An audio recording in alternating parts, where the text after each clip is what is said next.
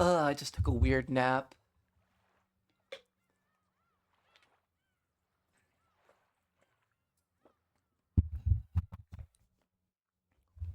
I thought I was gonna fall asleep.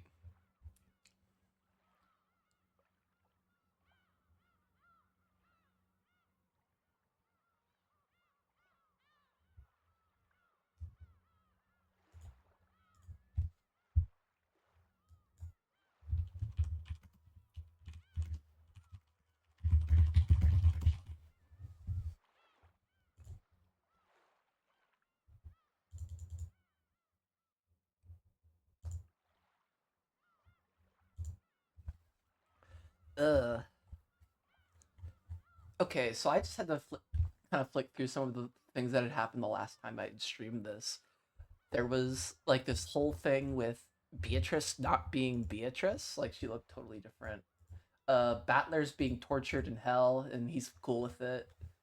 And then there was that whole thing with Ava and Kraus and Kinzo, kind of tapping into their whole bit because Kinzo's an asshole, Kraus is an asshole, and all that's left is freaking Ava, who stood on business, but also clearly is like jealous, jealous enough to kill. I don't know.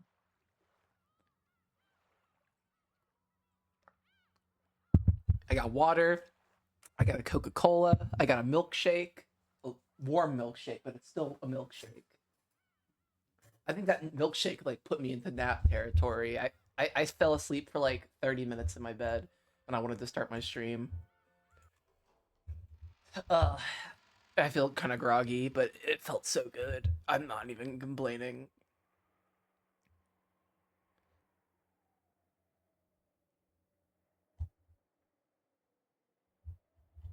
Oh, maybe I guess this was Beatrice. Or this is Ava talking this whole time. This person they're referring to as Princess.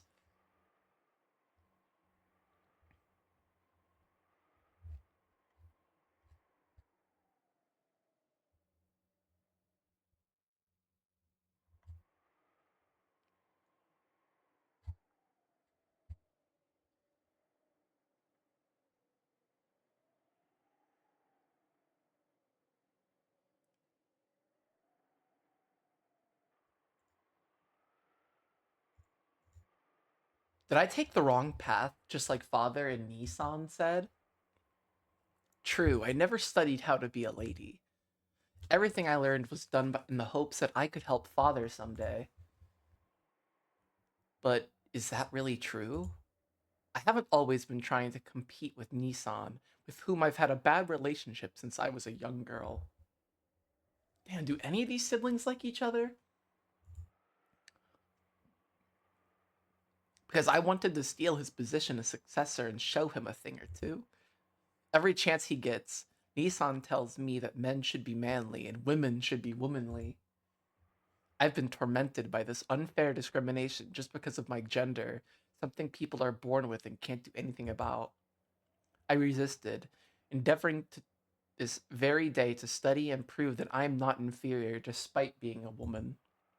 But doesn't that mean my love of learning comes entirely from a stupid conflict I've got against Nissan? Yeah, it does actually. Father wanted me to become a lady with whom he could go out in public and not be embarrassed. Did I betray his hopes, earning good grades and threatening?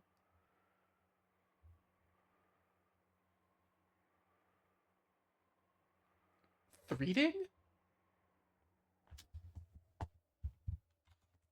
Am I having a stupid moment? Threatening. Yeah, I guess it is supposed to be threatening. Okay. They really needed like a once over this whole thing because there's occasional spelling errors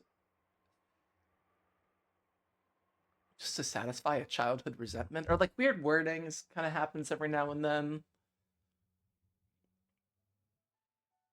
Is that young Ava? Aww. Wait, is it? Oh, I think it is young Ava.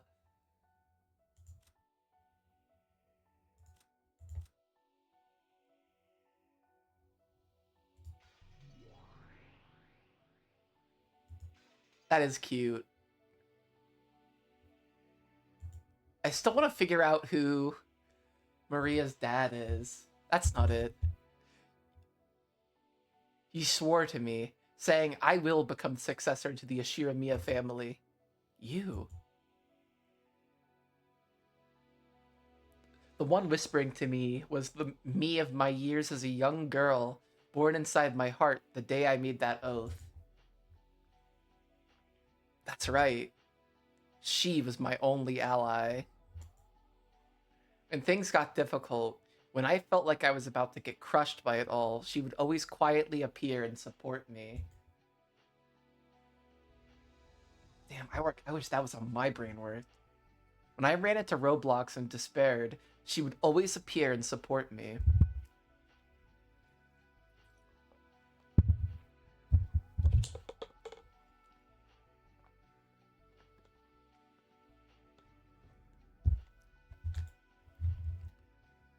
So when I grew up and the memories of my childhood years faded, I also started to forget my conversations with her. I, Ushiramiya Eva, will definitely become the head of the Ushiramiya family. And I'll triumph over that irritating, arrogant Kraus. On that day, we promised to do our best together to achieve that. That's right, we promised. On that day, I promised that I would become the successor to the Ashiramiya headship. On that day, when I had become, when I had been overcome with sadness, wondering why I was even alive, you appeared from inside me and lent me your strength. Father didn't accept me. I wanted to teach Nissan a lesson. I believed that doing this would let me say goodbye to that wretched creature I once was. For a time, I truly believed that my life had no purpose other than to be looked down upon by Nissan. It's painful just remembering those days. They're a wound, a crack inside my heart. She taught me how to sew up that wound. I turned my anger into effort and improved myself, trying to become a person more worthy of the headship than Kraus was, trying to triumph over him by making Father accept me. It was my perfect revenge. I was vaguely aware that a woman couldn't possibly become the family head, but I thought that maybe, if I could prove myself valuable enough to overturn that premise, then surely even Father would select me to be his successor.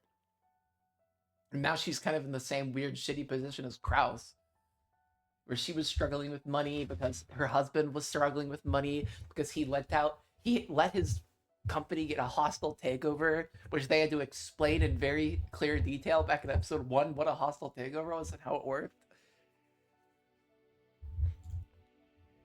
Probably one of the worst moments of writing in the game so far, but maybe it'll be better on a second read. If that happened, then I'll reading is hard. Then I'd be able to have the greatest and most perfect revenge against Nissan by disinheriting my future niece and or nephew,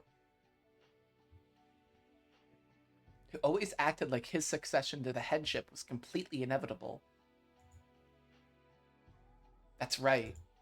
If we can manage that, the wounds in our heart will be healed. We promised each other to do our best until that day comes. And now you're saying you're gonna break that promise? Scum. Coward. If only you just give up and die.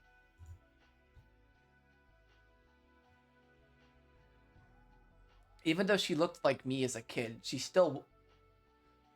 was still another me. Her tongue was sharp because it was mine. It makes me pretty mad hearing that, even from myself. You have no right to speak of me like that. Then let's use that anger to fuel our learning. Changing anger into power is my magic. I've saved you from a bunch of tight spots with that power, letting you succeed when you shouldn't have. As long as you have my magic, there's nothing you can't do. That's right. Anger has always been my driving force. I wonder when it was I forgot that. If you can remember me again, that magic will become ours once more. Come on, let's turn that anger into power and study even harder, okay? I know I've still got a lot to learn. Let's go to college, study more and more, get excellent grades, and drive Kraus into a corner. While I put my water somewhere safe. Okay. Because I am opening up this Coke.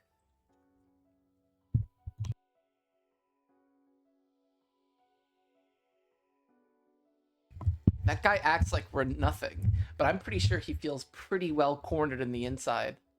If only he'd just learn his place and die. If he did, we could become the head. No, Rudolph would become the head. Rudolph won't take the job. That kid can't go against us. That, no matter how much more I study, Father still won't accept me. Why not? Father told me to be womanly. Because I'm a woman, no matter how hard I tried, Father wouldn't have passed the headship to me, even if I had been born before Nissan. No matter how much effort I put in, I can't become anything more than a woman. I won't be acknowledged. Nissan doesn't try at all, but I can't surpass him. Man, she's so lucky she got into a matrilineal marriage then. That's exactly what she wanted, really.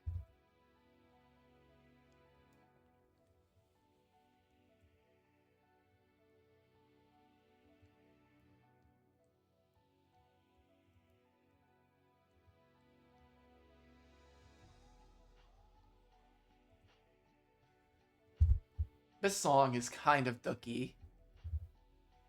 I'm getting like vibes of like Sonic Adventure 1.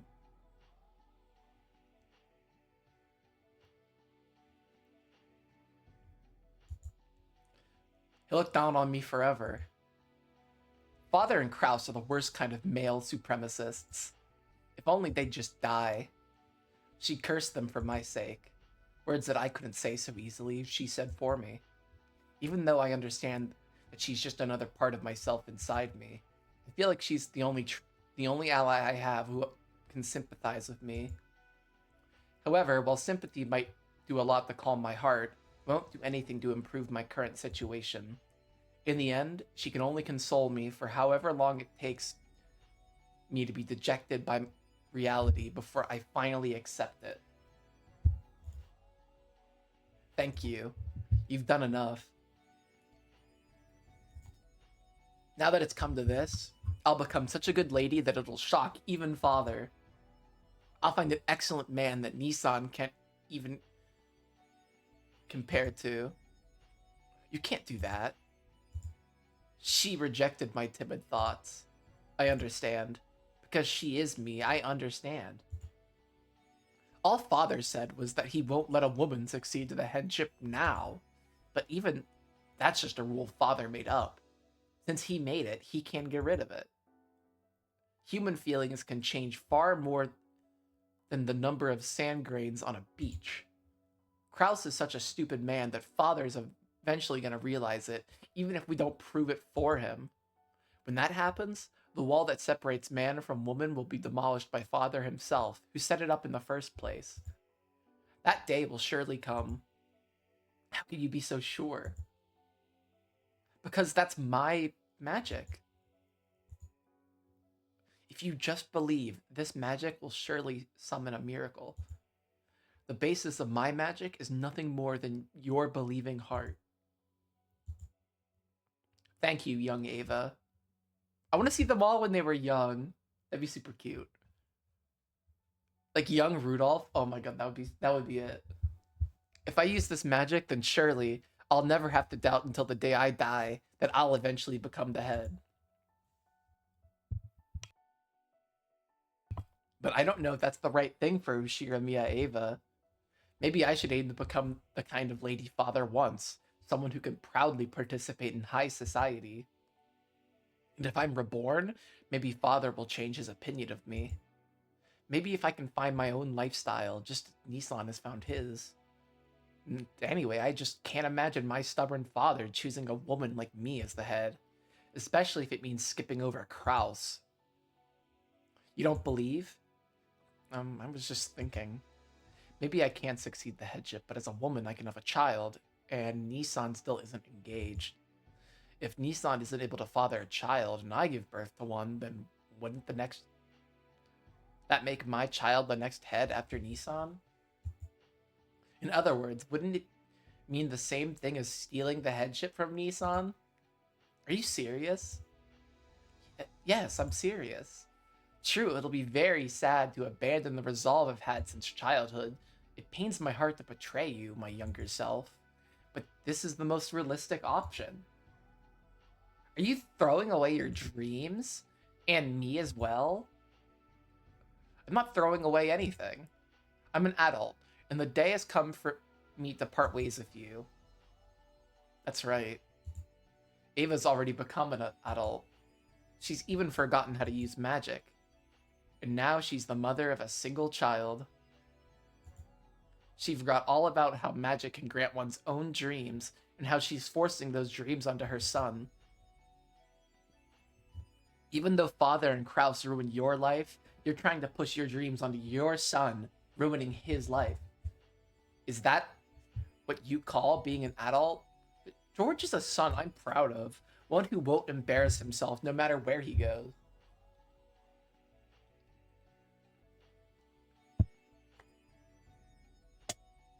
That dream I wasn't granted might come true for George. Jessica's a delinquent in both her grades and her behavior. That is so mean. Jessica's amazing. And she's a woman. If only Jessica would step down, George would become the heir. Even saying it was painful. Am I just forcing my own regrets onto George? It's not like I have any right to look on Jessica with scorn. Wasn't I just horrible for hitting her with the same words that had caused me so much suffering? I understand. Okay. I understand. The desire to triumph over my brother is part of my own personal revenge. I can't use George for that. So I'll take revenge myself. I have a plan to cheat Nissan out of some of his money, with Rudolph and Rosa as my allies. I'll surely be able to get back at him. In any case, I'm sure that Nissan is embezzling Father's assets. What a boring plan. Why don't you just give up on that and cry yourself to sleep?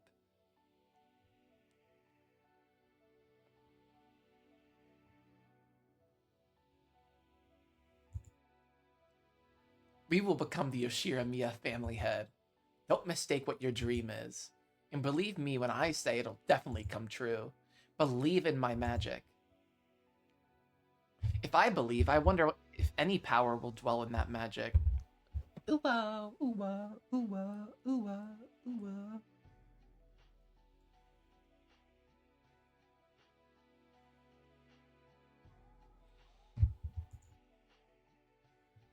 It will.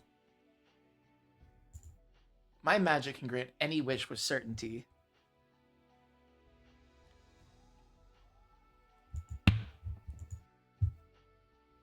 I'll believe. I'll believe, so create a miracle with that magic. If you don't, the hole in my heart will never heal. Okay. Then listen well. Listen to my magic words. And understand, if we can solve the riddle, we can become the Yoshiramiya family head.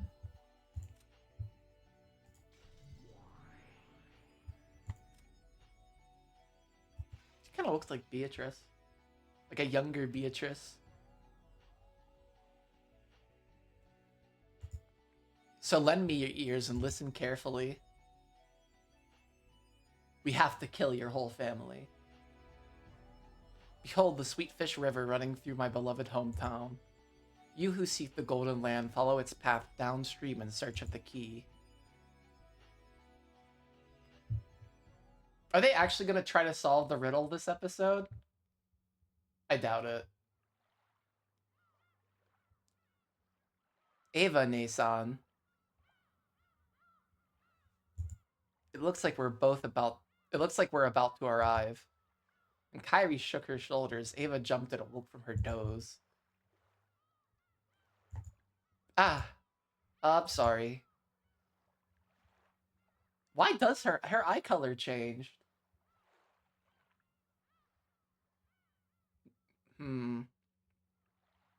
Very curious. I was half asleep. Sorry to scare you. It looks like you were full asleep. Aunt Ava, you were out cold. Did you get up early this morning? Maybe. I let you all see something embarrassing. I'm sorry. Well, I'd say it's pretty impressive you were relaxed enough to sleep. Battler kept yelling, "We're gonna fall! We're gonna drown!" Can't get bored with this guy around. Shut up! All humans have at least one thing they're weak against. Battler and Jessica came in, messing around. Rudolph also made a face as if asking, "Are you okay?" Get a hold of yourself. When you see Dad and the rest, all that sleepiness will go right out the window. Let's all give it our best, okay?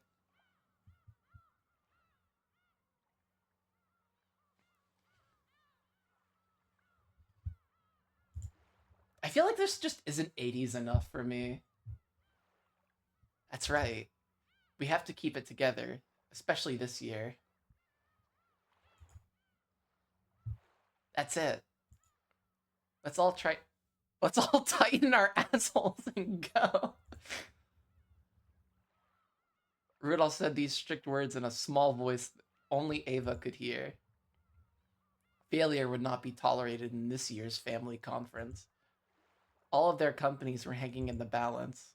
Even Rudolph's face looked a little tense. Ava's expression probably looked tense as well. Mom, I have our luggage. Let's go up onto the deck. Thank you. You really are considerate, George. Why are you thanking me so suddenly? It's not like you, Mother. Ava, George, we're there. Grab our luggage. Ugh. We're there. Giggle. Hey, Maria, stop running around or you'll trip. It seemed Maria was already getting excited. She ran circles around Hideyoshi, escaping from Rosa, who was trying to catch her.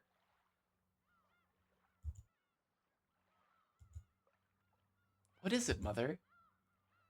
Do you feel sick? George, take our luggage and go on ahead. Your mother's probably feeling anemic, so I'll lend her a hand. Really? Okay, I'll head out first. It's canon that this is like a fake accent that he does. So he really just sounds like a regular guy. Something odd in Ava's expression told Hideyoshi that it hadn't been a pleasant awakening, so he made George go on ahead. Rudolph's family and Rosa's family also went up onto the deck, leaving only Ava and Hideyoshi on the boat. In the boat. Yeah, inside the boat, even. Ava had a vague expression on her face, as though she still hadn't been able to escape from her daydream. What's wrong? Why the meek face? I wonder if I'm using George as a tool for my own revenge.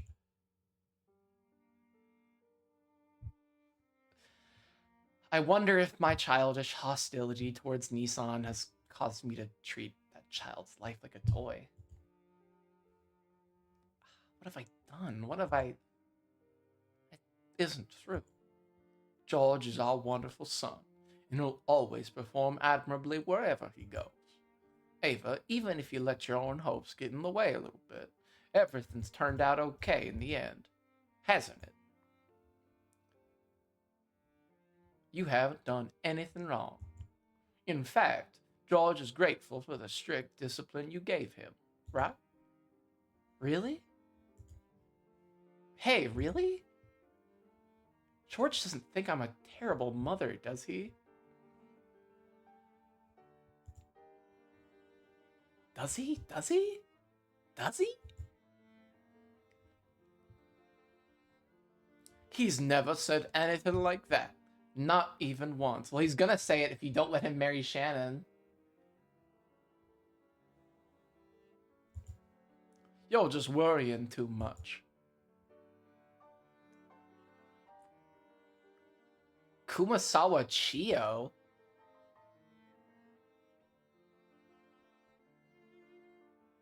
Hideyoshi-sama.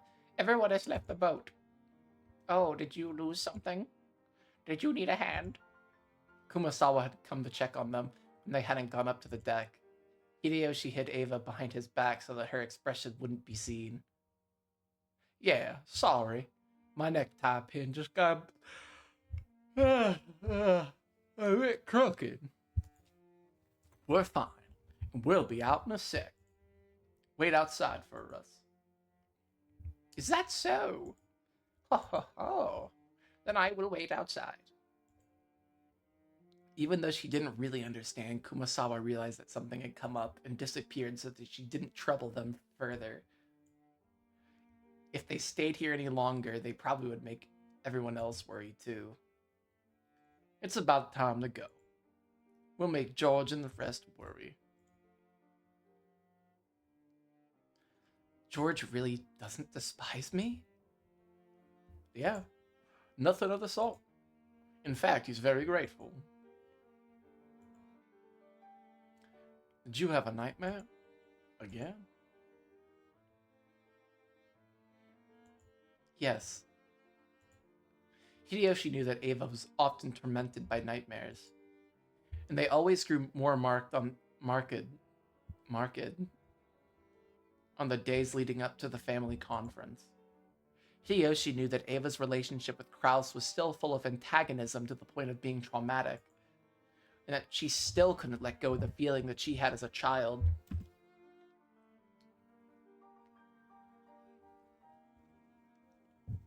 That was a dream. I'm with you now. If I grasp your hand like this, that dream will go away. Right? Look, I'm holding tight. Aw, that's cute. God, Hideyoshi's kind of a wife guy, I'm afraid. He's kind of a wife guy. That's really cute.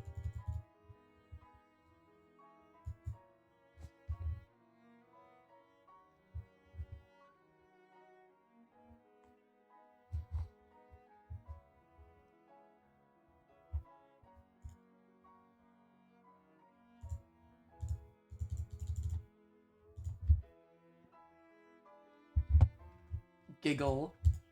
That hurts. Thank you. I'm fine now. Let's get off the boat. Yeah, let's get off the boat. Everyone's waiting for us. I'm sorry. Hmm? I'm sorry that I yelled at you about the smoke from your cigarettes just now. Come on, you normally wouldn't apologize for that sort of thing. You're all frail after having that dream. Don't worry about it. I was wrong for not realizing the smoke was affecting you. Have you started to hate me? No way. No way. If I hated you after something like that, we wouldn't have lasted 3 days. Come on, stand up, stand up. Let's get off this boat.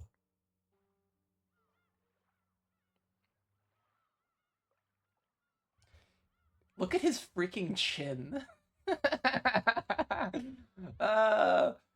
Hoshiro Goda. I'm dead.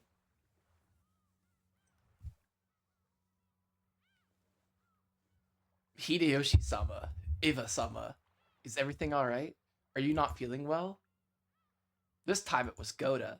It looked like they kept everyone waiting too long after all. Even Ava had to stand up without grumbling now. She had to stop forcing her bad mood onto her husband and causing him any more trouble. Because that wasn't something a good wife would do. Is everything okay? If it's a matter concerning your health, shall I call Dr. Nanjo? Thanks, but I'm feeling a little anemic. I don't even know what anemia is. Hold up.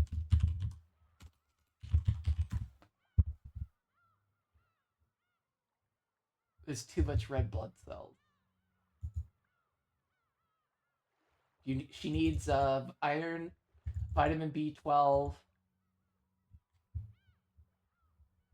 Yeah, that'll be good for her. Okay.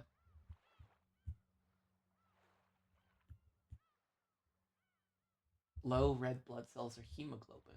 Okay. Oh wait, where's my Streamlabs? There she is. Okay. I'm fine now. It's a woman's disease. Don't worry about it. Come on.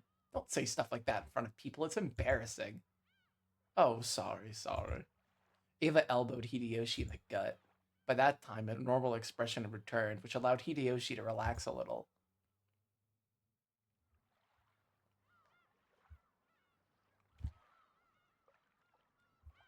The bright sunlight outside almost made her dizzy. A small plank for getting off the boat was lowered, and Goda was waiting there, smiling and ready to lend them a hand. Please, Ava-sama. Your hand? Thank you. Welcome to Rokunjima. Yay! Welcome back. I got the achievement, too. Hold up, I'm gonna see what it said. Please make it back in one piece and or enjoy your stay.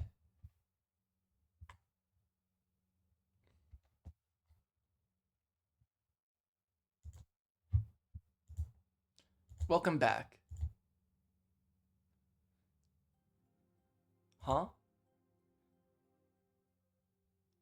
When she left the boat, it seemed to Ava as though she'd heard the voice of her younger self. No, it didn't seem that way. Someone had told her, welcome back. After becoming a shameless adult, the voice of her young self was distant.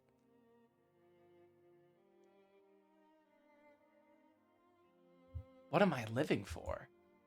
What can I do to release myself from this obsession? Hideyoshi heard her talking to herself. When Hideyoshi held on tightly to Ava's shoulders, his firmness alone told her that there was no need to say any more. Maybe it was because the typhoon was getting closer. The lively cries of the seagulls, which usually greeted them when they arrived, couldn't be heard at all.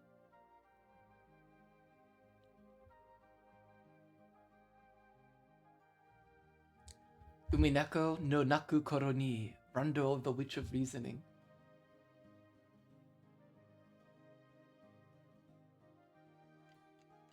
I still can't get over the fact that I'm pretty sure Umineko literally just means sea cat. And that's the word for seagull in Japanese. That's so cool. Anyways, it's 2 o'clock. I gotta trim my beard. It's totally freaking out of whack right now. It's so, like, my mustache hairs are, like, tickling, like, my lips and, like, I got, like, neck beard going. It's a whole freaking travesty. Oh, the beach. What, you mean 6 years ago? I mean, I was still in elementary school back then, right?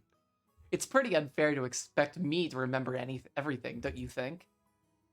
True. Especially because we were so young. We've grown a lot in these 6 years. If I hadn't been introduced, I might not have even remembered you.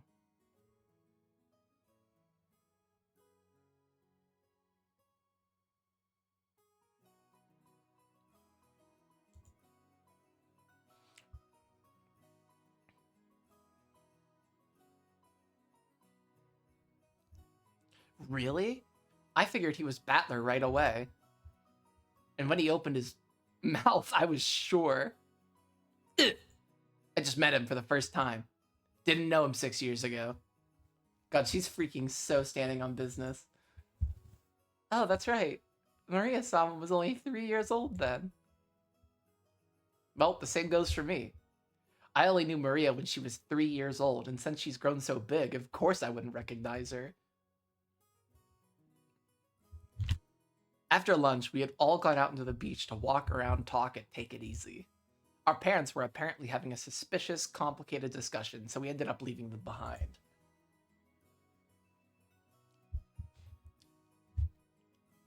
Oh, my glasses are dirty. Fuck.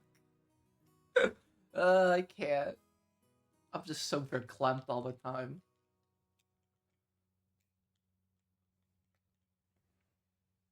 Okay, that's gonna be a little better.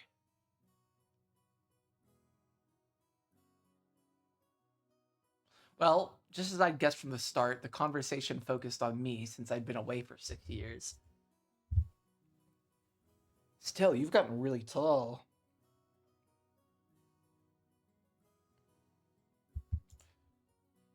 I wouldn't call myself short, but your height really surprised me. He's 5'11". I can't get over this.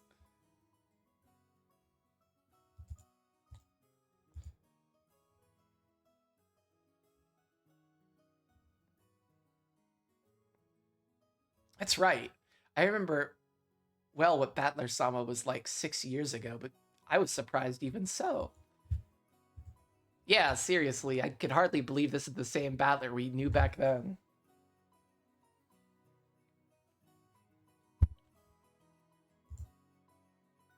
I'm surprised how much everyone remembers about it.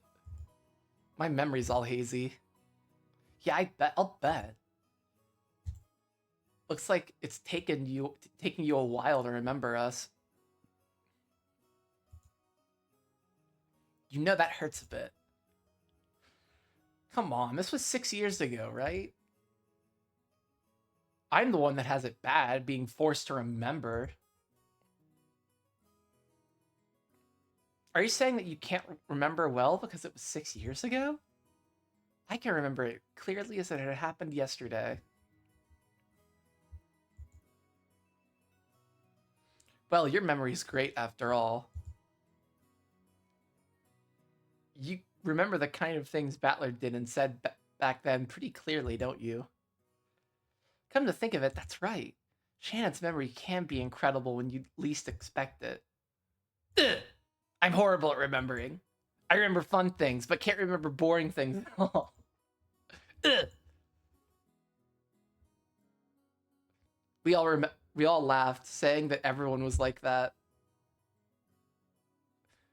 Shannon, by the way, what was Battler like 6 years ago? Remember any interesting episodes? Let's see. Oh god, I don't like the silence. I'm sure that he said something like this when he left. I'll be back. See you again. I'll surely come for you. I'll surely come for you riding a white horse. Yeah! Stop it! So embarrassing!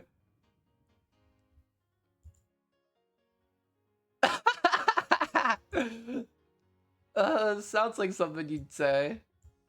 Yeah, I remember you always used to be full of those stupid lines, Battler. Wahaha. It really does sound like something Battler-kun would have said back then. Ugh. Embarrassing? Is that embarrassing? Yeah. Horribly embarrassing. Maria, I'm sure that when you're in middle school, you'll want to say embarrassing stuff like that. When that happens, make sure you write it down and read it 3 times before saying it out loud. If you don't, you'll definitely regret it. Still, everyone has to pass through that pitiful period. That's right. That's how you learned your place. Learn shame and become an adult. Yeah, it's one of those bittersweet things everyone does in adolescence as they transition to becoming adults. A memory you just want to forget. Wow. After all, After all, this was all stuff I'd let slip out without thinking, so I didn't remember the words exactly. But now those words were being recited to me. They were as embarrassing as all hell. I only recently came to understand this weakness and was working hard to avoid such careless outbursts, but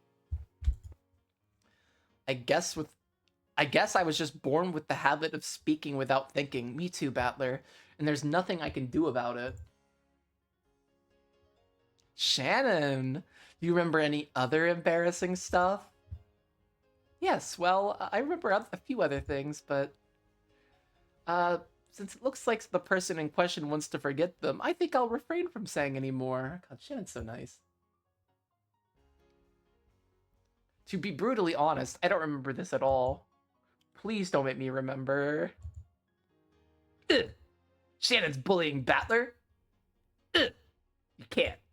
You shouldn't bully people. She isn't really bullying him. Let's leave it at that, okay? But Shannon, you'll tell me about it sometime Battler isn't around. It sounds pretty interesting. Yes, certainly. No, you can't, Shannon, Shan! For a while, George Adaki laughed at me as though warming up for when Shannon Chan would tell him more of my embarrassing misspeaks.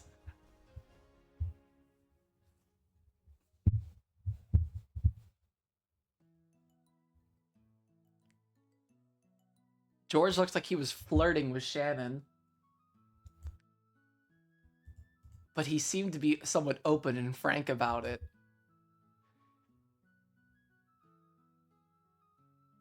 He was always that way with his cousins, like flirting with them, apparently. But he usually took on a reserved, gentlemanly attitude when he came in contact with the servants. When I thought about it, I got the feeling he was being a bit overly friendly, which seemed strange. Maria started scribbling in the sand with a stick, and George Anaki and Shannon Chan joined in. This left me and Jessica off to the side, so I asked her secretively, "Hey, Jessica, is George Anaki, going out with Shannon Chan?" Oh, how'd you guess? Battler, you've got a keener eye for people than I thought. What? I was just kidding, but they're actually going out? Shh, your voice is too loud. It looks like they're keeping it secret for now, okay? It'd be better if nobody found out about it, especially Aunt Ava. I see. Love with a servant, huh? Yeah, but since when? Whew. I guess a lot can happen in 6 years. But yeah, Anaki's an amazing person, and Shannon Chan seems to be kind and brave. So they might make a pretty good match.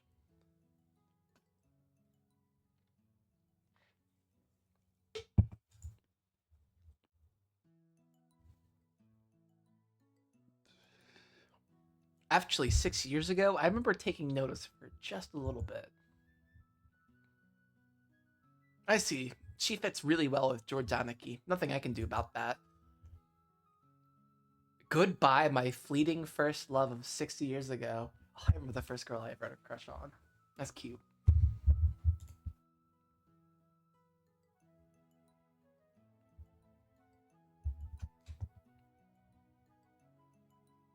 Which means that the collection of embarrassing lines Shannon Chan had just held back on probably had something to do with that. I can't take it.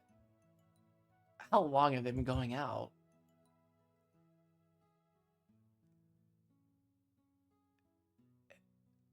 At least a year. 22 and 15? What the fuck?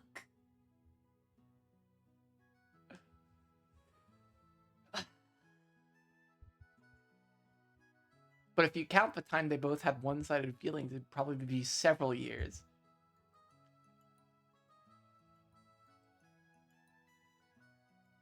Before I realized it, the two of them had separated themselves from the group and were walking down the beach talking about something. They looked calm, and rather than a light relationship between the two lovers, it looked more like a serious one, as though they were already engaged. 6 years ago, huh?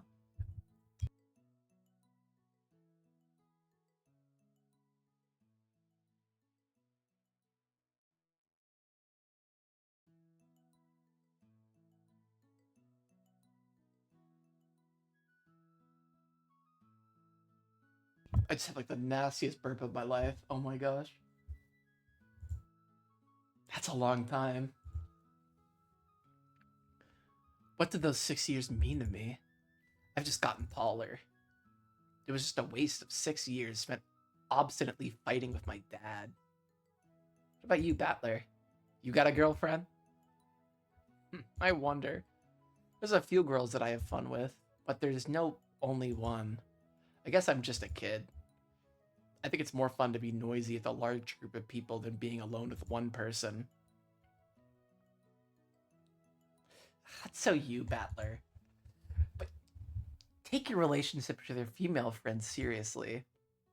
When girls get wrong impressions or form a group, it can be scary, you know? They might have even secret feuds over you behind your back, with people getting hurt or crying. Why is my monitor off? Okay. There we go. That's so weird. I think I remember getting the same bit of advice from one of the girls in my class just last week. What's this all about? Why can't everyone just have fun together? Do people really want to couple up that much? It's probably because you've never found a partner like that, Battler.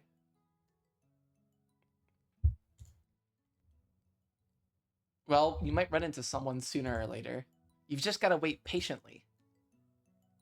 What? It almost sounds like you've already found a partner like that. What about you? Have you got a boyfriend? Huh? Me? No. Come on, that reaction's so easy to understand. From the looks of it, there's some boy you're thinking about, but you haven't been able to confess to him. Something like that. No, that's not, shut up. Who cares about that? If you're the one who brought up the subject, why are you yelling at me now? Women are creatures who always ask questions and yet almost never answer them. What cruel creatures, seriously. Well, I did try to confess once. Well, I struck out pretty badly. Did you get an I'm sorry?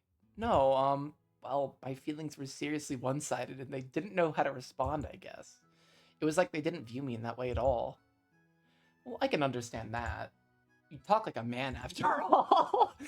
If you don't act a bit more graceful, you won't be able to catch a boy's interest. Is it really?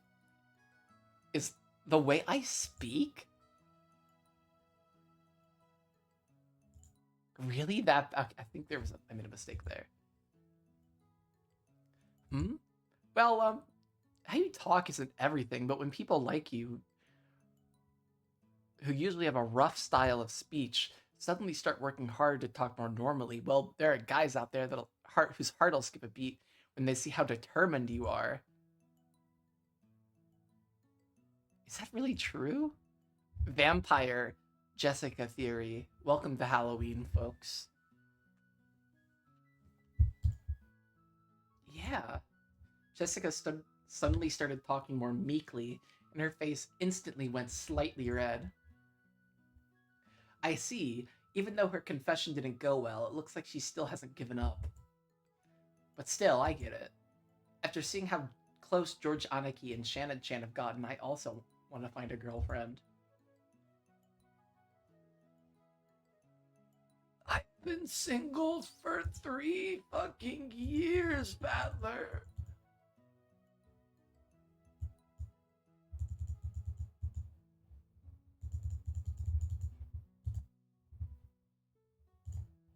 Six years. 6 years of puberty are pretty important, and they went by pretty fast. As the typhoon approached, the clouds grew steadily grayer, but even so, I had this really refreshing feeling.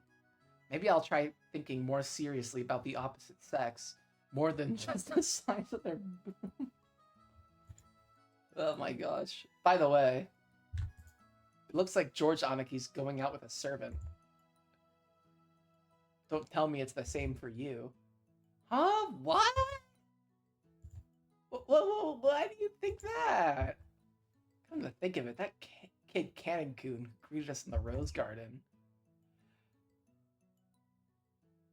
You were covering for him pretty intensely, considering he was just a little awkward at talking. No, that's not. Wow. You're just getting paranoid. Then tell me just one thing, right now. Is the boy you're after within 1 kilometer of this spot? Well, about that, I wonder. Cannon-kun was the only boy in this island now who could possibly become her boyfriend. She is okay.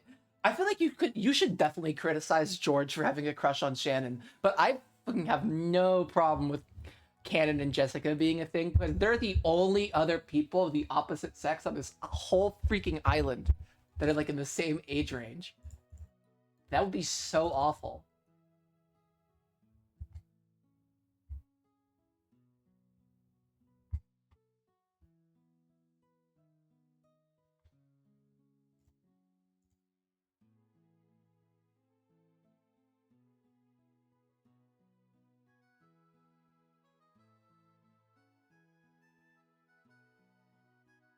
Oh my gosh. I was right on. I didn't think of the Yoshiramiya family as a noble family, but love with a servant. I wouldn't have dreamed that 2 pairs of Romeo and Juliet would be right next to me. Aunt Ava would probably become an obstacle to George Anaki and Shannon Chan's love. If Aunt Ava ever learned that Shannon Chan was the partner of her only beloved son, she'd probably scream at her for trying to steal away her precious George. And a relationship between Jessica and Cannon could probably be just as full of difficulties. Aunt Natsui was also very strict about that kind of thing. After all, Jessica's husband would probably become the head of the Ushiramiya family in the future. If that person had once been a servant working for the family, well, things can get complicated. Well, love is different for every person. As long as you're with someone who's fun to be around, does anything else matter? When 2 people pair up, they don't need anyone's permission, as long as they accept each other. Worrying about your parents or family will say means you've already lost. Don't forget that. You better not go out with someone with mixed feelings. I can't believe you're saying something so philosophical sounding when you haven't even been in love. Don't treat love like a matter of profit and loss. It's about heart. That's all I have to say. Well then, see you again. Have a nice day. Wow. George, Nissan, Shannon, listen. This guy, he said another one of those lines. I didn't say anything. Don't make fun of me. Ugh, I heard it. See you again. For a while, we forgot that the wind was getting stronger and played around on the beach. I grew a lot in these past 6 years, and being able to celebrate my youth and meet with all my cousins was truly refreshing. It was a bit late now, but I realized that I should have gotten back together with everyone a lot sooner and returned to the Ashiramiya family. It sure is nice to have all the cousins together every once in a while. Ugh, I like it too. It's really fun when all the cousins get together. That's right. We're already old enough. It's not like we couldn't meet each other when our parents aren't around. It might not be a bad idea to gather the cousins together and play every once in a while. That's a good plan. Maybe we should set up something like that the next time we get a chance. Yeah, I agree. I hope we cousins can stay friends forever. Yeah, I'm not close with my cousins, so I don't get this at all.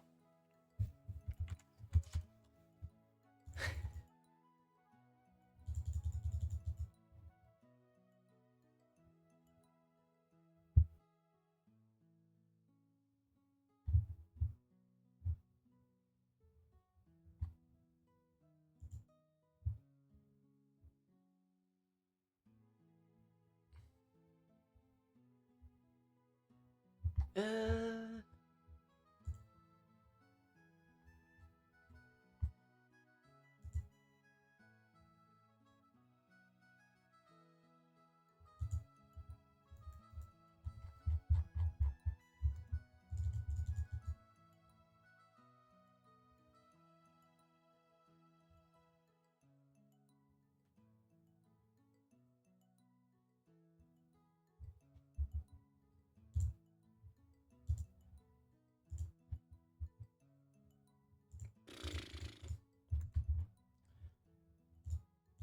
okay. Hey, if you make such a big deal of it, you almost make it sound like relatives usually end up hating each other. Ha. George, Aniki, and Jessica laughed, but it felt just a little strained. Did I say something wrong? Judging by how our parents made quiet expressions and tired faces every once in a while during the boat ride at the airport, maybe I should have kept that to myself. You're right. It's just like Jessica said. Let's always be friends to each other. Me too. We're all friends. That's right. Yeah. We'll always be together. We'll always be friends. Man, we've been saying some pretty embarrassing stuff. I feel kind of awkward. But I think it's very important. People are creatures who find it very hard to stay together, much less remain friends, unless they truly desire it. That's right. You really can't take everyone being friendly for granted. Ugh. A witch I know said it. Happiness won't be granted unless everyone believes in it. That's true. Maybe some magic exists in the power of belief. If we all believe in that, I'm sure it will bring us happiness. Alright. Well, if we're doing embarrassing stuff already, let's all swear to believe in this together, okay? That will always be friendly. That will always be happy. Like hell will end up like our parents. As if we'd ever search for the other's weaknesses, going after grandfather's fortune. Okay, we'll always be friendly and happy. Let's all believe in that. No matter how much we believed, how much we cousins tried to nostalgically to have fun, dark clouds continued to approach on Rokunjima. I wonder if the typhoon will pass and let us see clear skies before we leave this island. Who cares about what our parents are planning? Who cares about the inheritance and the honor of our old family? As youthful as we were renewing our old friendship. And we all believed that together we could find happiness. That's why I want this pair of days to end without anything weird happening. Yeah, Battler, nothing weird is happening at all.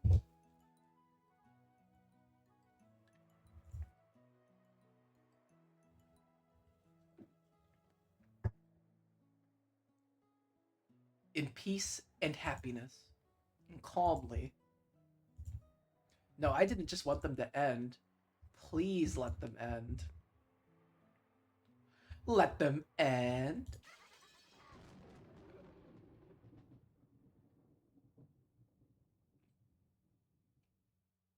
Yes, my queen. Oh shit, where'd I put my water? Oh, there it is. Finished my Coke, finished my milkshake. All I got left is sweet, sweet water.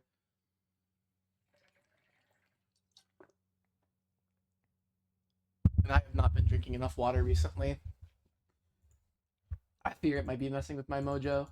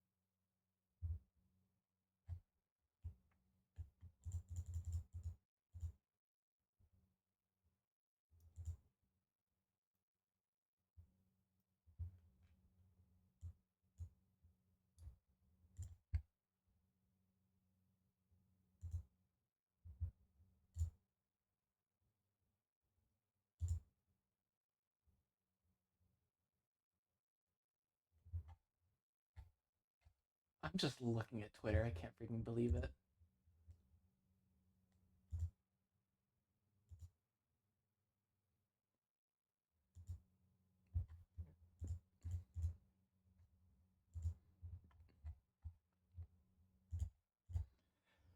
I'm just like psyching myself up to read Beatrice.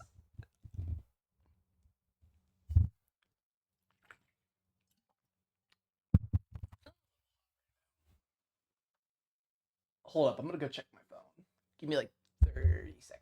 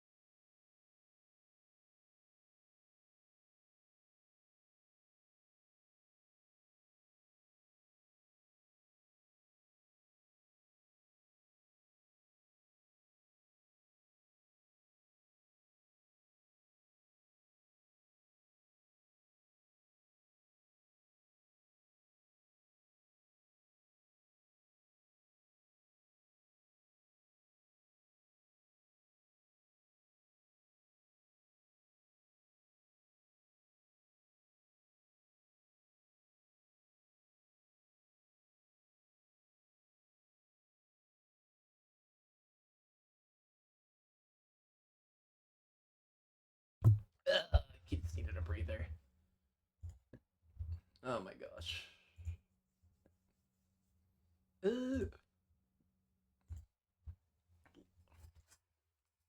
Let them end. Damn it. Don't show up. Don't appear. Damn it, damn it, damn it. Sorry to keep you waiting. I finally prepared a new game. Come, let us begin this tale of tragedy. Come to me, winds, rain, typhoon. Cut this island off from the real world. Throw Rokenjima into another realm, into the spirit world, into a world of fantasy.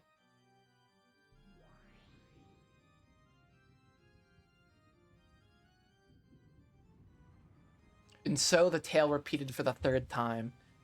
However, to an endless witch, this really wasn't that big of a fucking deal.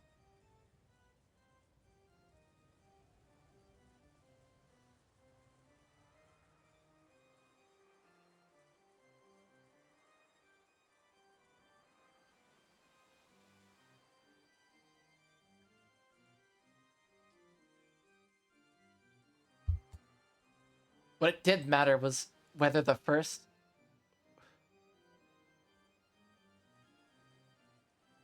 However, to an endless witch, what did it matter whether it was the first, second, or third time? It probably didn't matter at all.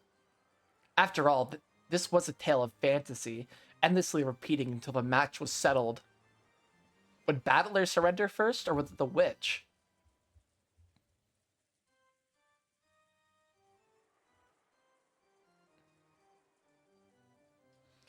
Then the sky grew dark and cloudy, and the rain and wind were summoned together and became a typhoon.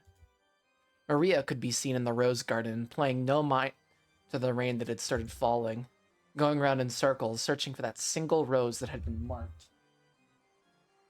I haven't really figured out the whole importance of that yet. I know that scene is fucking important.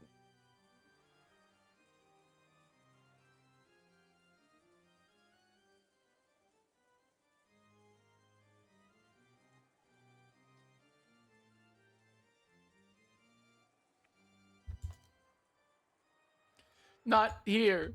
Not here. My rose that we marked isn't here. Ugh. Ugh. Maria definitely remembered it. That rose had been on the flower bed right here, and yet it wasn't anymore. Hello, Papa Red Beans.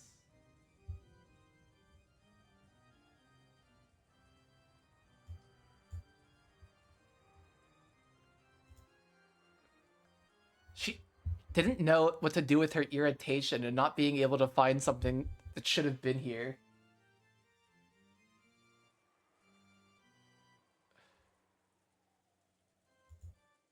Moaning bitterly, she couldn't help but keep going back and forth in circle around the same spot. She was acting almost as though she'd been able to see if she looked at a different angle. But even though she did that, there was no way to find something that wasn't there.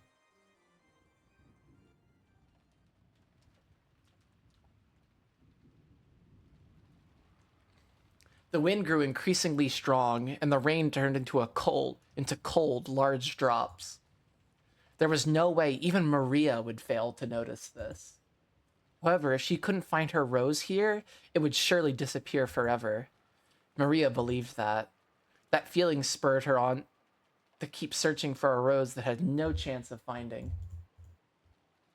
That shit's crazy.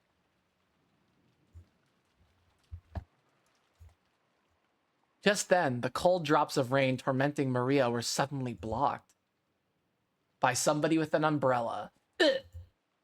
Maria raised her head. When she did, she saw an umbrella there, protecting her from the rain. I'm not over this whole eye color thing yet. Okay. Especially now that I switched to the 07th mod. And the one holding out the umbrella was Beatrice. There she is, the witch she admired. Beatrice.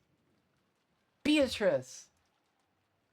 What are you doing so frantically in the middle of all this rain? You could catch a cold like this.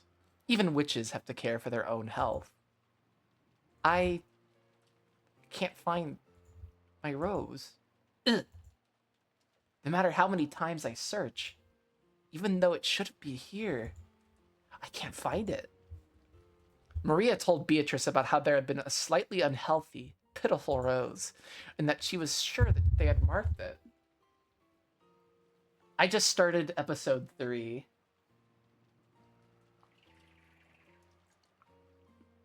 It's been a bit of a wild fest. Maria told Beatrice about how there had been a slightly unhealthy, pitiful rose and that she was sure they marked it. Ha ha ho. So you can't find it. If you are a witch's apprentice, you should use magic to search for the rose. I believe that searching with just your eyes won't be nearly enough. Ugh, I can't find it. I did my best and tried to search with magic, but I can't find it. I think practicing your magic is a very good thing, but it might be a little too much for you with all this wind and rain. Allow me to lend you some special power. Concern for one's disciples is also one of a teacher's duties. Thank you, Beatrice. Maria's face, which had been full of sadness until just now, split open into a grin. Maria knew. She knew that there was nothing Beatrice's magic couldn't do. So she was sure that Beatrice would be able to find the rose easily, even though Maria couldn't. Beatrice closed her eyes lightly, acting as though she was listening for something in all this wind and rain. Then she heard it, opened her eyes, and spoke. All things in this world are transitory. Too bad, Maria. It seems your rose couldn't withstand all this wind and rain. Then my rose? It was uprooted by the wind and is no longer of this world. What Beatrice had said was quite reasonable. There was nothing odd about the flower being broken off at the stem in this strong wind. However, Maria couldn't accept this and bitterly gave a low-pitched moan. No.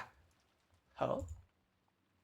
No, no, no. It's my rose. My rose won't come back. No. I'll bring it back to life with my magic. Beatrice, teach me how to revive a rose with magic. It's too early for an apprentice like you to learn hidden art of endless magic. Know your place. Maria wiped the tears from her eyes, full of regret.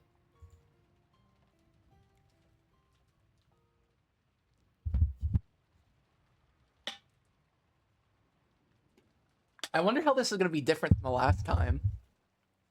Like, I wonder, I hope just a bunch of useless shitties die in the first night, so we just have a bunch of useful people who stand on business who are still alive.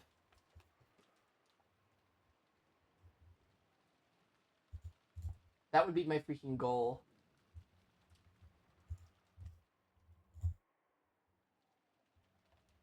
Do I have any crackpot theories? Yeah, I do.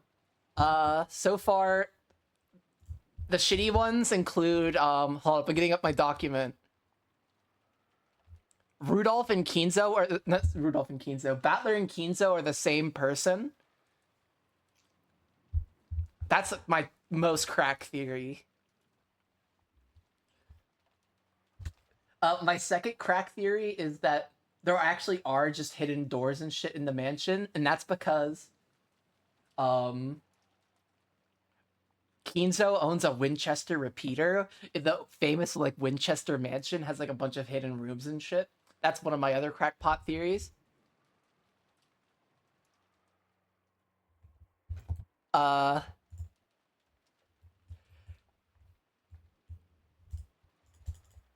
as to whether or not it's like magic or it's real shit, I don't fucking know at this point.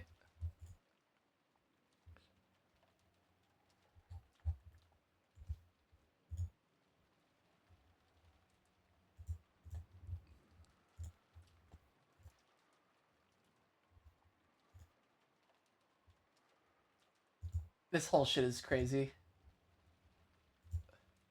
These lips are sealed. Good, because I don't want this shit spoiled.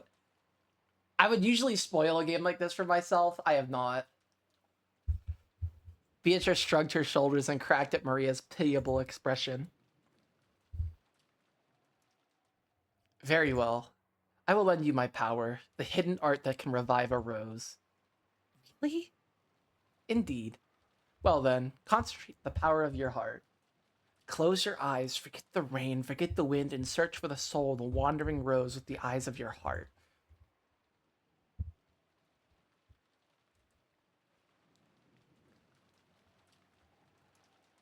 I was right about Shannon and Cannon like not being real people. I was right about that very quickly. That was like one of my theories that was proven right. Well, I guess we don't really know. It only takes one asshole in chat to ruin some big parts, to try to avoid it. Yeah, everybody in my chat's been super cool when I play, so I haven't really had any problems. I've like everybody's been so nice. Just a bunch of people who really like this game and just come in and say hi. Ugh. Maria closed her eyes. Then she repeated Beatrice's song-like words. Come, try to remember. Rose, what form did you have? Rose, what form did you have? Don't look. Don't listen. And believe. Release the power of your soul from the cage of flesh that imprisons it.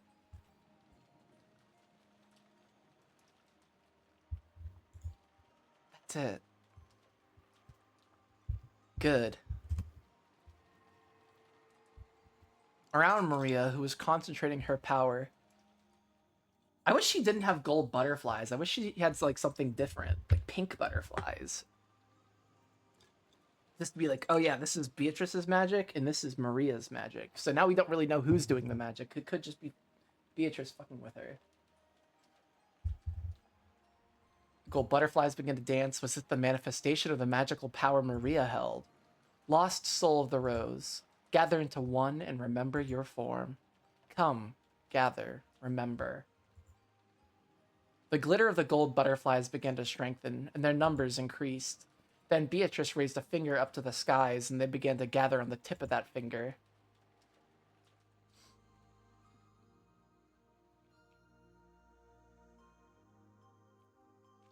This was the miracle of the golden magic. The gold butterflies began to condense into a single dazzling grain of gold. It was a single glittering gold seed.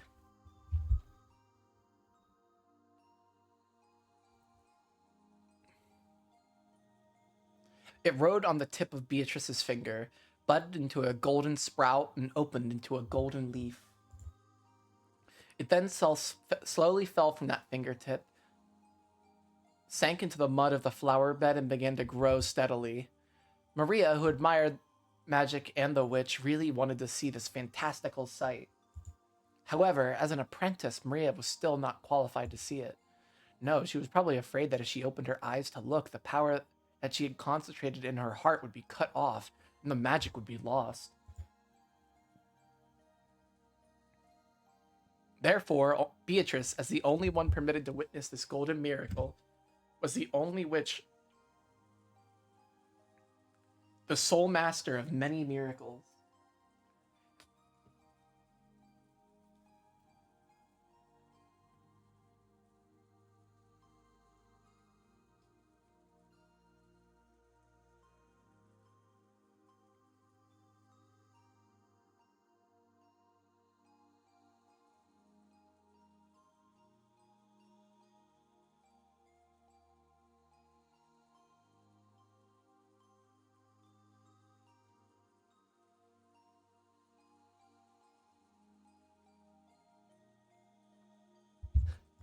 Then the fully grown rose bloomed, creating one golden flower.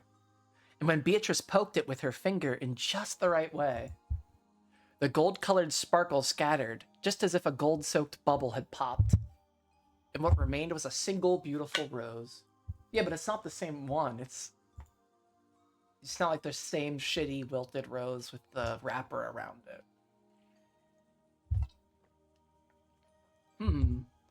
It looks like you've remembered a splendid rose. However, if we leave it mixed in with these other roses, you won't be able to tell it apart. Shall I perform one last service? Beatrice, for the sake of her cute apprentice, was moaning even more now in concentration. Decided to use one more bit of magic. When she snapped her fingers, a single gold butterfly appeared, fluttered around, and landed on the rose that had just been revived. Then it suddenly burst open and disappeared, becoming golden lace and marking the rose. That will do, Maria. You may now open your eyes now. Ugh. Where's the rose? It's not there. Not here. Not over here, over here. Look, I've marked it with golden lace. Wow, you did it! Awesome, awesome, awesome, awesome! Thank you, Beato. Thank you, Beato. I want to become a witch quickly, a great witch like you. And you can. Long ago, I too wished for that innocently, just as you do, and I have attained that level. Maria was ecstatic over the revived rose, clapping her hands and jumping around in joy. Watching that, Beatrice also smiled, looking fairly pleased.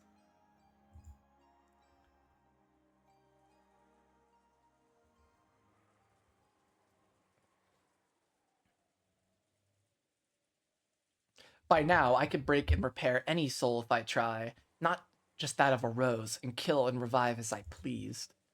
Come, the barrier of the storm has now sealed Rokonjima off from the natural world. Now is the time for the Golden Witch, Beatrice, to descend as an endless witch. Beatrice pulled from her pocket an envelope with the family crest, the one-winged eagle, and gave it to Maria. Maria frolicked around at being selected to be the witch's messenger. So, Kinzo, I've come to join in on your fun once more. My preparations are already complete. What of you? Have you prepared enough coins to bet in tonight's game?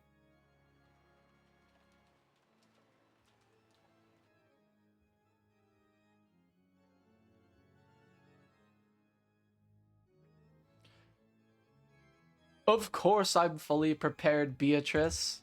I've assembled a plethora of pieces. I'm ready both physically and mentally. I give him a different voice every time I read him. So then, let us make the ante.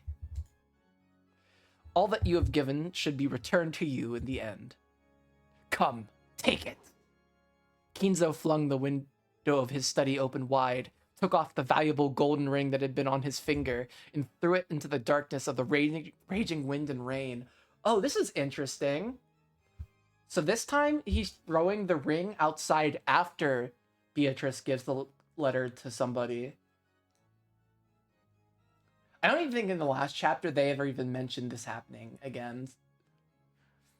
I think it's kind of just going on with the idea that last chapter was just Beatrice freaking dicking all over Battler's shit.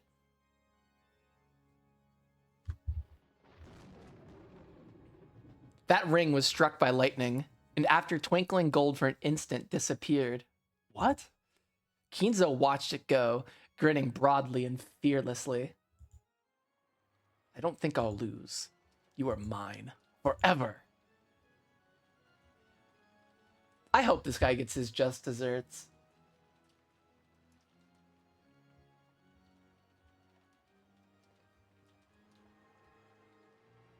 The ring that Kinzo had thrown became a single gold butterfly and fluttered around in the wind and rain.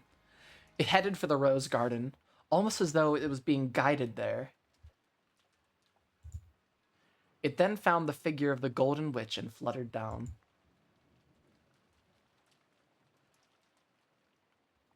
When it came down right in front of Beatrice, it burst open and returned to its original form, flying through the air. The way it was going, you would have expected it to fall into a puddle, but it stopped suddenly in midair, almost as if some transparent person had caught it. Apparently, even Beatrice hadn't expected this. However, she realized that who it was, and grinned broadly at it. Is it going to be Lambda Delta? Do I get to do her voice again? Who the fuck is that? Who is this? Fucking monocle.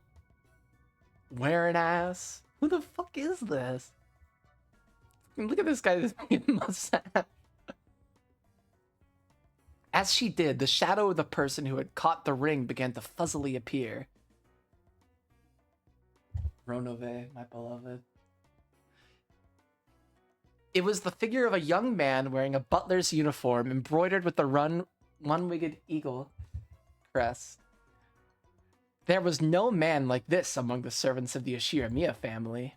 Even so, Beatrice laughed as though it was someone she remembered fondly. Ronove, is it? Is it? It's been quite some time. It seems you've remembered me. You were always a man who took loyalty seriously. Is he in the thing? Oh, look, Beatrice is here now. Okay, this is the same text as last time.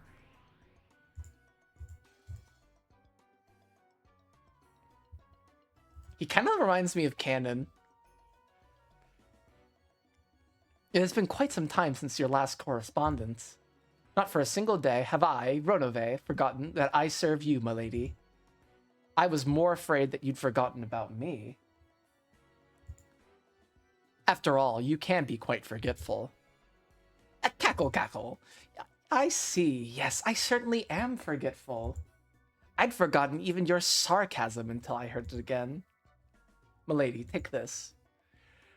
With an exaggerated yet elegant gesture, he bowed respectfully and held out to Beatrice the head's ring that he'd just caught.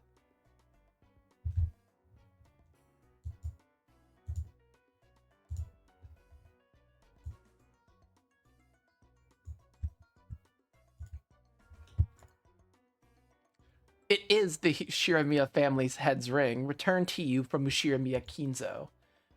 It is now once again in possession of its master. Indeed. This is Kinzo announcing the start of the game. Of course I'll accept it. So how shall we play tonight? Shall I prepare the roulette immediately? Or shall I prepare some black tea first? I can't decide which, but first I need you to greet someone. I'm sure that guy's got his mouth hanging open and can't shut it. Right, Battler? Greetings. Allow me to introduce myself. I am called Ronove, and I serve at the side of my lady Beatrice.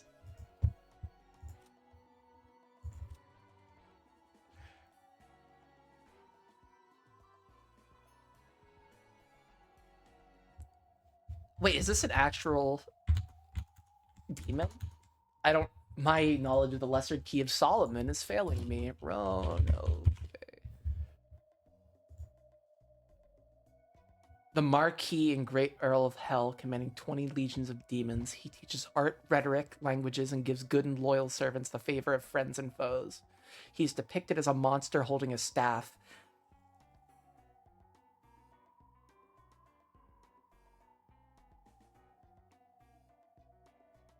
He's also described as a taker of old souls, often coming to Earth to harvest the souls of decrepit humans and animals near death. It is also spelled Ronove, Ronve, and Ronove.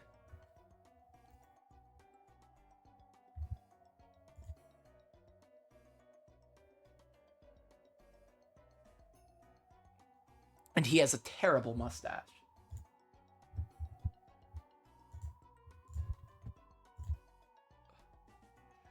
One of the 72 great demons works for a master in exchange for various forms of compensation. He is currently has a contract with Beatrice as her butler, head furniture. He's become proficient in housekeeping after serving in many households, so his ability as a butler is very high. In the high society of witches, employing him has become a kind of status symbol. Furthermore, the cookies he bakes are superb, and witches will often form a line demanding them. He must possess a tremendous magical power, but since he always stays out of the spotlight to further boost his master's reputation, his combat abilities are unknown.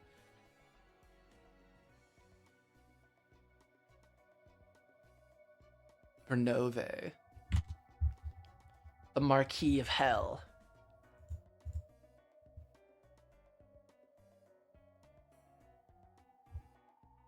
I wish I knew how to pronounce it correctly. Okay. It is truly a pleasure to meet you. See? His mouth's hanging open, he can't shut it, right? Cackle, cackle. Yeah, no shit. Another incomprehensible guy just showed up. First, I grumble about goat-headed people doing the Bond dance, and then goat heads start showing up in swarms. And then, not only those 7 ass Nasons appear, but now there's even a butler? It doesn't make sense. Cut it out. By the way, Battler, did you notice? Did you realize that meeting him is a true devil's proof? A devil's proof? How the fuck is it a devil's proof? What do you mean? He may not look it, but this guy's one of the 72. A genuine demon. In other words, I've brought a demon right in front of you, which truly proves that they exist. Cackle, cackle, cackle, cackle, cackle. Ronove holds a noble rank in hell, the 27th highest ranked great demon. He's a pretty useful man. I summoned him at a high cost and made him serve me. It is an honor to meet you. While my name is amongst those of the nobles of hell, I now serve as the head furniture of Beatrice-sama, who despite being a vulgar human is a great witch of such caliber that demons flee before her.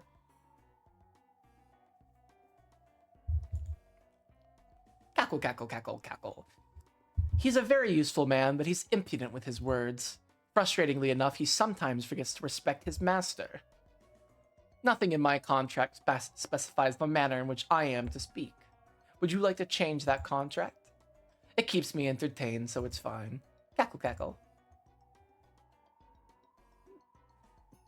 Beatrice turned her back to him, cackling. After bowing once to her back, Ronove? I don't know. It's not Japanese, so I'm not really sure what the pronunciation would be.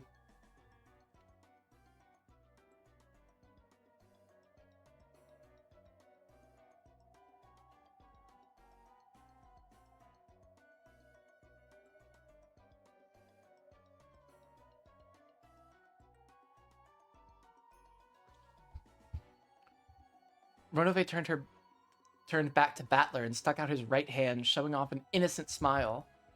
Normally, this would mean that he was asking for a handshake. But what is this supposed to be? I am another who has been subjected to Milady's whims. In that sense, I'm sure that we could become good friends. This is a handshake of friendship. Of course, this in no way applies your entry into a contract with a demon, so fear not. Sorry, but I'm right in the middle of a big fight with your master. I only shake hands with an enemy after we beat each other up in a rainy schoolyard and are all worn out. Something like you'd see in a teen drama.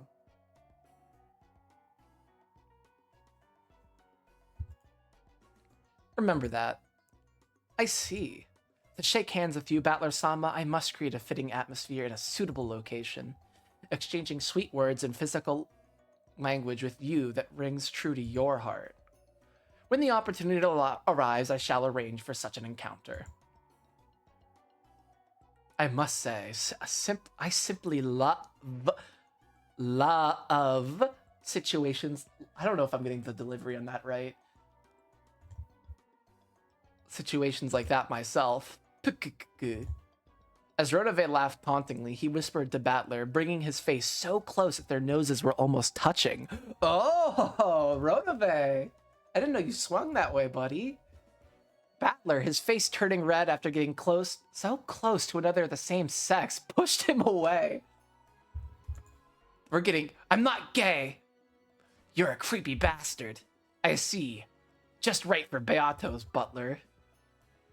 It is an honor to receive words of such words of praise. I'm very confident in my tea brewing abilities, so please look forward to tea time.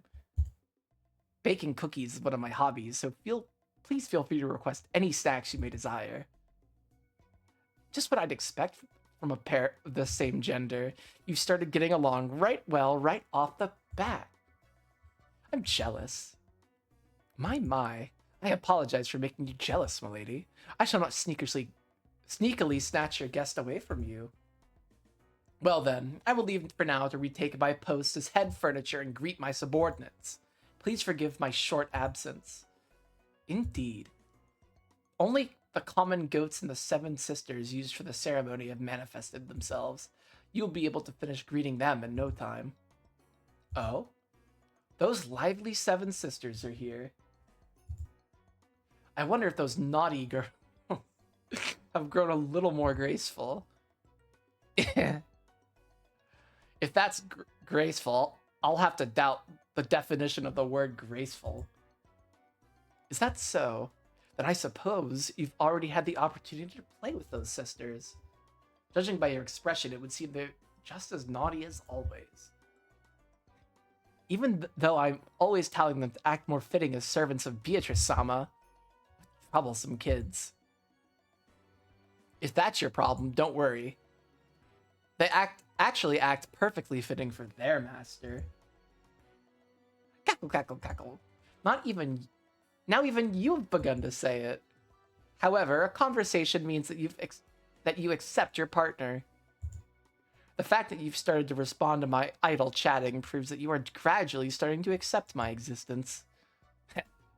That's because even if the sun starts rising from the west, I will definitely never truly accept that you're a witch.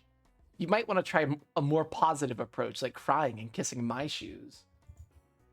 Even if Battler was bluffing, he still spoke forcefully, a fearless expression on his face. The witch and her butler snickered together, realizing that their guest had regained more than enough of his willpower to attend a new game. And that preparations were complete. After Ronave exchanged a few words with Beatrice, he bowed silently to Battler, scattered into several gold butterflies, and disappeared.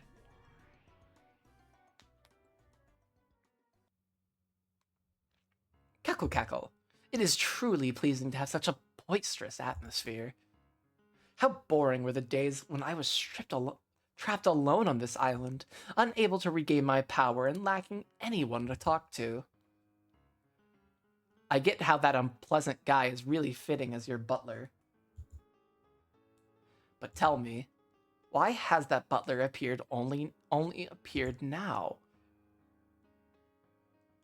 You said something about how only the goats and the Nachans of the Seven Stakes had manifested themselves. What did that mean? Indeed. You still resist, but I am a fully fledged witch. I'm in contact with several non-human entities in the spirit world. I'll bet no sane people would hang out with you. First some goat monsters, then those ass Nachans. I love how he calls them ass sisters. And this time, a demon butler showed up. I hate to think about it, but the way things are going, I wouldn't be surprised if even more weird people arrived. Ah. Among the furniture that work at my great golden mansion, how many demons do you think want to come over and play?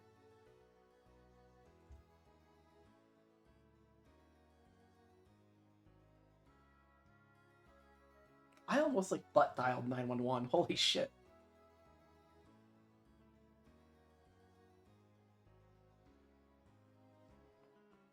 They will keep coming. Many of them will appear.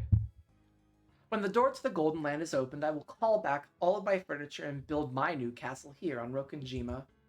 Then I plan to invite all of my old friends, and we will drink and dance together for 3 days and 3 nights. Of course, I also plan to invite Kinzo's family, you see. You too, if you wish. So this is what you mean.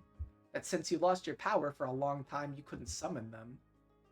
And since your magic power has been gradually increasing, you've been able to summon more and more monsters.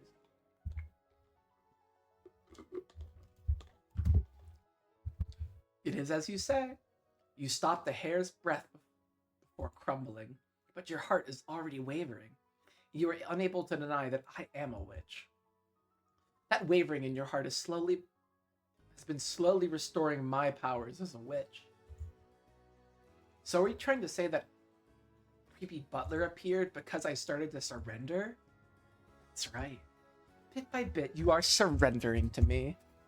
Isn't that all that humiliation you suffered in the last game a result of you submitting to me so deeply? Wasn't it great when you had to sacrifice your back for the sake of my feet? Cackle, cackle, cackle, cackle. Damn it. I thought I'd be able to keep things as they were as long as I didn't accept you. But it looks like that was wrong. Correct. The closer you get to surrendering, the more the game will swing in my favor. Isn't chess the same? In the process of quartering each other's kings, we trade several pieces. Of course, I still haven't quartered your king. And furthermore, you're giving it everything you've got just to help your last king escape. And you have lost several pieces to me, as well as a large advantage. It is only natural that further developments will tend to turn in my favor. Damn. From now on, you will probably be frantic as you try to avoid my checkmate. However, as you do, I will steal your pieces from you one by one. In the end, you'll have lost everything but your king, and you won't be able to escape no matter how much you try. Then you will receive a true checkmate. I don't know, Beatrice. If you waste too much shit trading pieces, you're just going to be in this spot for a tie.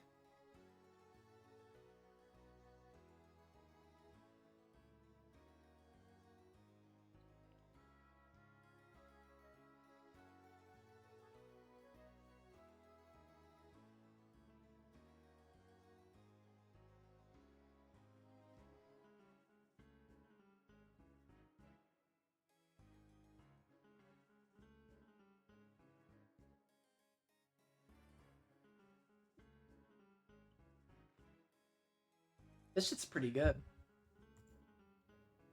You were talking big last time, weren't you? Something about how you'd never accept me and would torment me with eternal torture. Only witches who have reached that endless level can talk about eternity. That's been beyond you ever since the very beginning. Cackle, cackle, cackle, ha ha ha ha ha.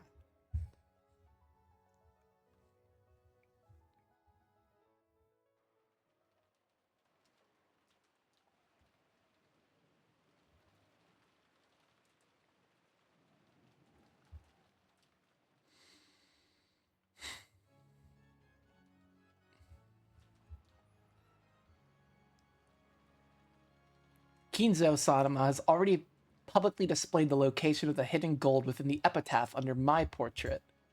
The rules apply equally to all who can read the epitaph.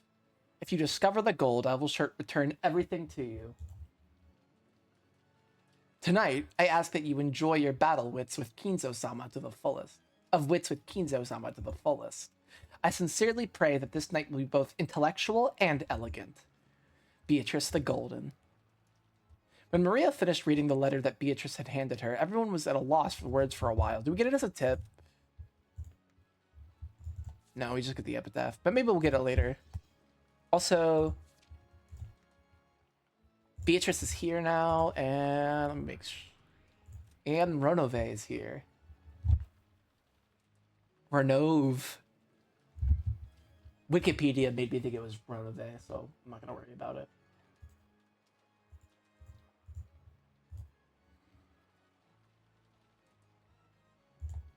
And then they all broke the silence at once. Ridiculous! What a worthless, vicious prank! Seriously, is there no way for Father to give up the head's ring? There's no way Father gave up the head's ring. Right, Beatrice? What a transparent prank, hoping to confuse us by bringing up that name. Hey, who filled up this dessert with a little too much punch? I want to applaud and praise you, so come clean, okay? Rosa? Of course not. I wouldn't pull a prank by assuming Father's name. Then Aniki? Aniki? Me? Are you an idiot? It was Nissan, right? Only he could plan something this vulgar. Are you trying to mock me? I'm the one who wants to question you. Who is behind this ill-natured prank? Kraus beat the table and stared at everyone. Since that included the children too, he scared most of them. A letter from a mysterious person who claims to have been given full rights to Father's assets. Considering that the whole point of this family conference is the discussion of that subject, I fucking love Kairi so much. I really want more of I don't want Kairi to die on the first night. I want more fucking Kairi. I want more fucking Rudolph. Because every time, I feel like it's been very convenient that Battler's parents died, but I really want freaking more. At least Kyrie, because she's so fucking cool. Every time she speaks, she's fucking hitting the nail on the head. I think she's the smartest one out of all these fuckers here, and she keeps dying because she's too powerful for the plot to let her stay alive. It's pissing me the fuck off. Oh my gosh. Considering the whole point of this family conference is the discussion of that subject, I think it's too hasty to call this a mere prank. We can't be sure. Maybe it really is one of Father's shady pranks. He might have planned this to shock us a bit, since we've been discussing the distribution of the inheritance without him. If Dad was the one who planned this, then we can't take what Maria-chan just read aloud as a joke, right? That's right. If you interpret the contents literally, then this is a test from Father. The epitaph of the witch has been displayed in the hall for quite some time now, so any one of us could solve it. There was plenty of notice. That means he was saying that the first person to solve it would be handed the inheritance along with all of his wealth, right? See? My magic granted your wish. Nothing so foolish could possibly be the case. It is an unshakable fact that my husband is the successor to the Ashirmiya family headship. Well, doesn't this letter shake that? This is a message from the person who was given full rights to all of Father's wealth. Nissan's right to become the head has returned to a blank slate.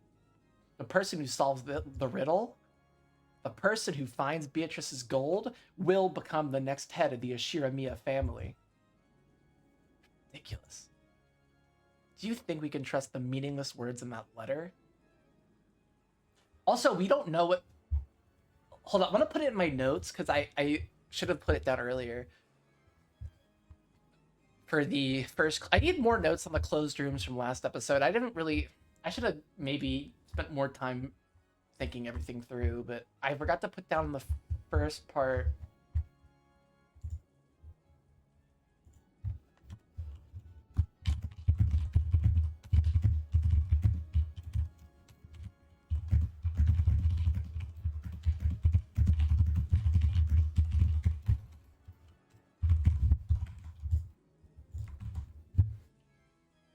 Do you think we could trust the meaningless words in this letter?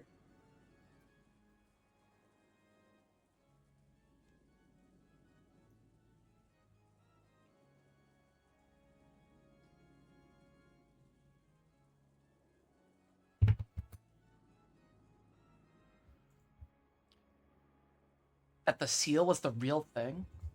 There's no way we could trust that. Then let's try to go and ask Father directly. At this point, you can't get away with saying he's grumpy or feeling bad, right? The sealed wax clearly shows that this was from Father's representative. If you doubt that, then show some proof, Nissan. Show us that this letter does not contain Father's will. Very well. It is just as you say. It no longer matters whether Father's in a good mood or not. Let us go up and ask him directly. Let's do it. We'll ask Dad directly. Dad is Dad, so why would he react in such a roundabout way? Then again, I guess it would be just like him. I wonder if we really should continue this discussion on the assumption that this letter came from Father. Stupid Rosa. Isn't it obviously from Father? That letter is Father's. Isn't it obvious that he's giving the four of us an even chance to become the successor? That does seem pretty obvious, Ava. But then 6 people die. Kidzo is like a number, is like a top 3 suspect for me for who could have done all this shit. So die, you brainless idiot. Rosa really is dumb. If only she'd just give up and die. I'm sorry. That's right. I'm sorry.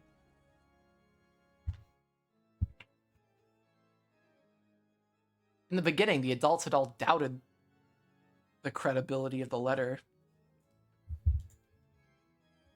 But after realizing that it was once in a lifetime chance and the inheritance drove over the three younger siblings, Ava changed her position, claiming that the letter was authentic. I wonder if this is like, they are going to try to solve it. It seems like it's not going to be. Rudolph and Rosa caught on and agreed. Outrageous! How can adults like you treat such a worthless prank this seriously? I don't need to be father to understand his contempt. Whoa, whoa, whoa. Not Tui-san. All we've got to do is ask father and we're done, right? Won't everything be fine if father just tells us that he doesn't know about any letter? Nissan, take responsibility and get him to say that he doesn't know about the letter. This is no time to get scared just because he's in a bad mood, okay? He's still scared of his father at his age, that idiot. If only he'd just give up and die. Yeah, let's get this settled clearly.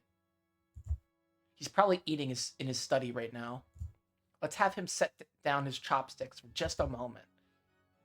It's decided. Let's go. Kyrie, wait here for a while. We'll go check on whether it's true or not and come back quickly. Thank you. I'll wait patiently for Goda-san to bring in dessert. Four siblings, Natsui and Hideyoshi, all arose from their seats forcefully and flew out into the hallway with a clatter. Afterwards, only the children, stunned and completely speechless, Nanjo, who looked uncomfortable, and Kairi, who just shrugged, were left.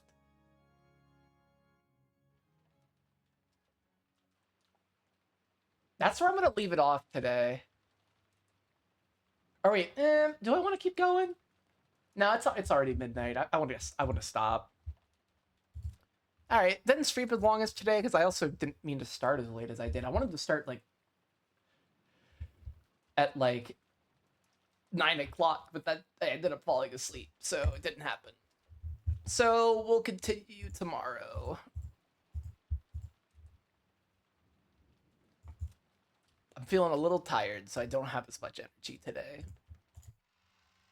So I will see you guys probably tomorrow. Bye.